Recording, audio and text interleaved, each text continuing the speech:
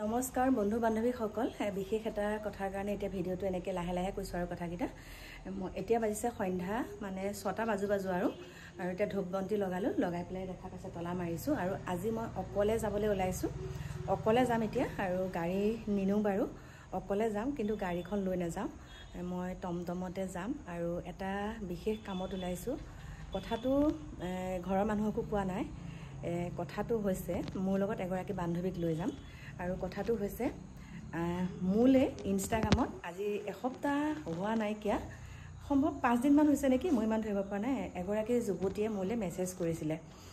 তেওঁ মানে এজন ল'ৰাৰ লগত মানে ভাল পোৱা আছিলে ঘৰৰ মানুহে সেই কথাটো গম পাইছিলে অলপ চলপ তাৰ পিছতে ছোৱালীজনী বৰ্তমান মানে মাক হ'বলৈ ওলাইছে আৰু এই ছোৱালীজনীক এই ঘটনাটো কৰি পেলাই ল'ৰাজন ইতিমধ্যে কেৰালালৈ গুচি গৈছে বুলি কৈছে গতিকে কিমানখিনি কি কৰিব পাৰো হেতু মই আপোনালোকক জনাম বাৰু যেহেতুকে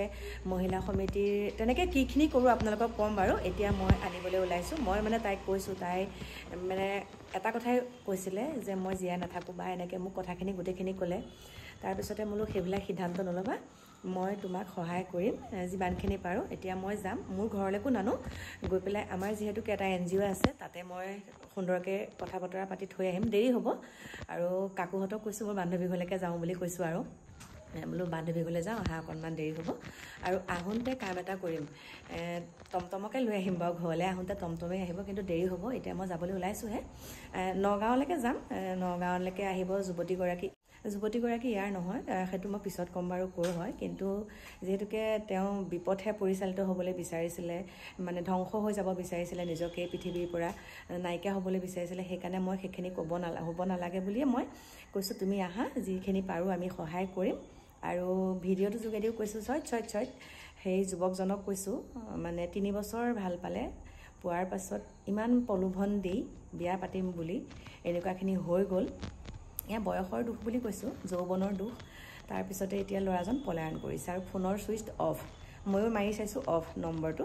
গতিকে কি ক'ম প্ৰিয় বন্ধু বান্ধৱীসকল সেয়া আৰু এতিয়া বিহু বতৰ এতিয়া উপায় নাই এনেকুৱা কামতো যাব লাগিব কাৰণ আমি বিহু পাতিলেই নহ'ব তাই চাগে মনত কিমানখিনি কষ্ট পাই আছে ন সেইকাৰণে এতিয়া যাবলৈ ওলাইছোঁ বাকী লগ পাম কি হয় কি নহয় সকলোখিনি ক'ম আপোনালোকক এতিয়া ৰাতিপুৱাহে মানে ভিডিঅ'টো আকৌ আৰম্ভ কৰিছোঁ এওঁক পঠালোঁ আৰু ঘৰৰ কাম বন সামৰি মানে ধূপ ধূনা লগাই এতিয়া একেবাৰে আজৰি হৈহে আহিছোঁ আপোনালোকৰ ওচৰলৈ মানে তাৰ আগত কথাখিনি ক'ব নোৱাৰিম যে সেইকাৰণে আজৰি হৈ পেলাই আহিছোঁ আৰু কালি ৰাতি 10:30 বজাত ঘৰ পালোহি মোৰ বান্ধৱীক লৈ আহিলোঁ লগত এইমাত্ৰ বান্ধৱীও গ'লগৈ আমাৰ মিষ্টাৰে মানে বেবেজী এটা নমাই দিব সেইখিনি যাবগৈ পাৰিব আৰু নহবা আকৌ ঘৰত থ'লেগৈ মানে এওঁ অফিচলৈ যোৱাটো দেৰি হৈ যাব এতিয়া গ'লগৈ আৰু মই এইখিনিতে আপোনালোকৰ কথা কওঁ আপোনালোকৰ ল'ৰাই হওক বা ছোৱালীয়ে হওক আপোনালোকে এনেকুৱা এটা বন্ধুত্বপূৰ্ণ সম্পৰ্ক গঢ়ি ৰাখিব যিটো কথা নেকি আপোনাৰ ছোৱালীগৰাকীয়ে হওক বা ল'ৰাজনেই হওক আপোনালোকক ক'বলৈ কুণ্ঠাবোধ নকৰে আৰু কালি যোনগৰাকী যুৱতীক আমি সকলোখিনি ঠিক কৰি থৈ আহিছোঁ কিন্তু এই অৱস্থাত তেওঁ মানে সন্তানটো তেওঁ প্ৰসৱ দিবই লাগিব এনেকুৱা ধৰণৰ কথা মানে সন্তানটো আমি নষ্ট কৰিব নোৱাৰোঁ সন্তানটো প্ৰসৱ দিব লাগিব কাৰণ তেওঁ বহুত দুৰ্বল ছোৱালীজনী আৰু এতিয়া 3 মাহ হৈ গ'ল সেইকাৰণে 3 মাহ পাৰ হৈ গ'ল মানে কিন্তু এতিয়া আমি সেই তাতে ৰখাইছোঁ আছে কেইবাগৰাকীও যুৱতী আছে আগৰ পৰাই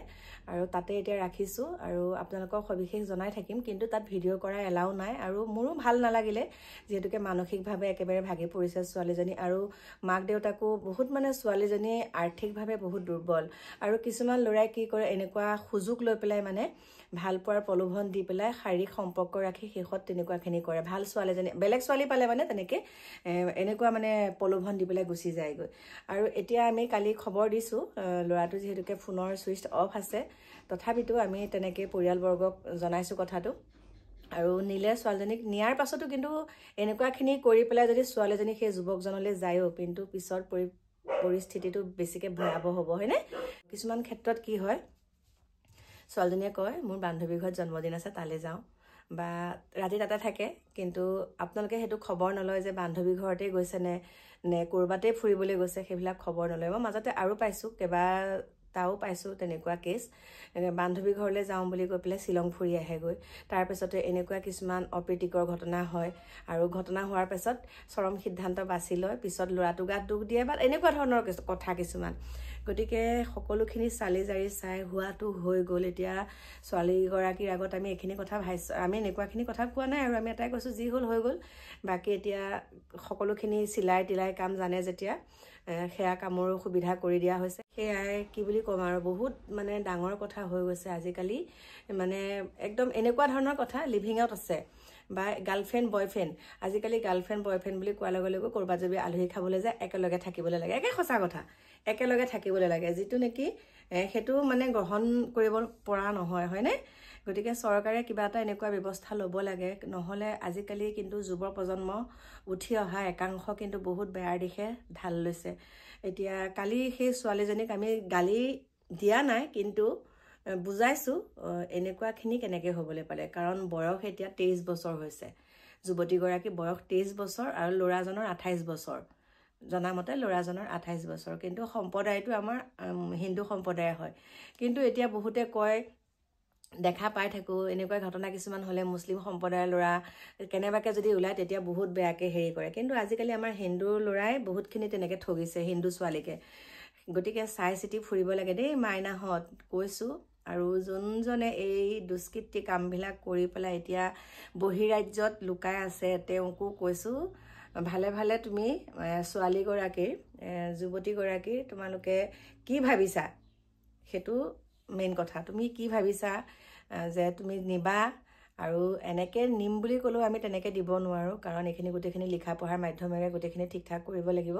কাৰণ আমিতো আৰু এনেকৈ ক'ৰবাত কিবা হ'লে আমি বিপদ হ'লে আমি তেনেকৈ আনি পেলাই আমি য'ত দিব লাগে দিওঁ। আৰু তেওঁলোকে ওপৰৰ মানুহ ন, তেওঁলোকে সকলোখিনি ঠিক ঠাক কৰি এতিয়ালৈকে 15 গৰাকীমান যুৱতী তেওঁলোকে ৰাখিছে আৰু সুন্দৰকৈ আছেও।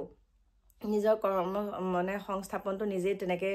চিলাই কামেই হওক বা এম্ব্ৰইডাৰীয়ে হওক, চিলাই কামেই হওক বা এনেকৈ দহি কহি এনেকৈ বটা ব্লাউজ চিলোৱা সকলোখিনি ধৰা চিলাই কামৰ পৰা আদি কৰি যি জানে সকলোখিনি তেওঁলোকৰ যিখিনি কামত আগ্ৰহী সকলোখিনি তেওঁলোকক দিছে আৰু তেনেকৈ ধুনীয়াকৈ চলি আছে। গতিকে আপোনালোকৰ সময় সুবিধা হ'লে